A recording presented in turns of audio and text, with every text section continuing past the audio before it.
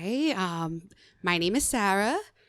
Some of you might recognize me who play Celia or C. Hey, you were right, Haven Hart. Hey. I had to think about that for a second, not Copper. too. Not Copperfield. Rude. Though, I mean, So rude. that should be your alias, though. I still Don't tell say the guards Copperfield that. anyway. But yeah. Thank you for having me on the show, guys. I mean, you're part of the group. It's in your contract. It's in your contract. No, so Sarah is three of the four members that make up our Burning Wheel. Not Burning Wheel, Big Deck Energy team. But she is part of the Burning Wheel. And we brought her on here to have a little conversation. Are you excited? Always excited. Ready? All right. I was born ready. Born ready? No, I'm just kidding. So we're going to turn it over to Scala to kind of do the introduction. Why don't you tell us what we're talking about, and then we'll just kind of go around the table and, Yeah, sounds good. So I just want to read this off of kind of version 1 of it. So Combat Wheelchair is what we'll be talking about today.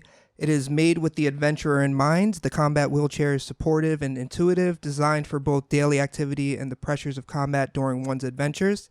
It can be specifically tailored to its user with a variety of intuitive upgrades, designed and created by first-rate artificers and their disabled consultants to ensure high-grade comfort and excellent efficiency. Designed based on the chairs used in sports such as wheelchair basketball and wheelchair rugby, the combat wheelchair can withstand high impact and even work as a weapon itself, providing the user with a means of both defense and attack. And I think this is really the important part here. Anyone can be an adventurer. Yeah, they can. Yes, they can. So, this is something that was created by Sarah Thompson, which is, I've just pretty much, I must have watched the D&D Beyond interview like 15 times before coming here. It's truly inspiring. I recommend everybody go and watch that. Just a little background on that. As well as creating homebrew and freelance content for tabletop role-playing games such as D&D, Thompson has contributed to the Witcher RPG as part of their work with publisher R. Talsorian Games and founded disabled streaming community Heroes Without Limits. All right, so what is everybody's takes on Combat Wheelchair? Super excited. Super excited when you guys first told me. It was both when we got that text message like, hey, we're gonna be talking about combat wheelchairs. My first reaction was, oh my God, that's so badass. And then the second one was, oh my God, right? Like, how have we not? Like, you know what I mean? Like, how has this not been thought of That's before? the shocking part, isn't it? Like, and then that is the shocking or part. like it was one of those. And again, I think this is such a great example of privilege. But right. But as someone who is able-bodied, right, I would have never thought about it. But then when hearing about this, it was just both like, oh man, that's so cool, and then like oh my God, like of course, like we're so dumb. Like, how could we have missed this, right? Especially when I know when you guys were talking about character creation, right?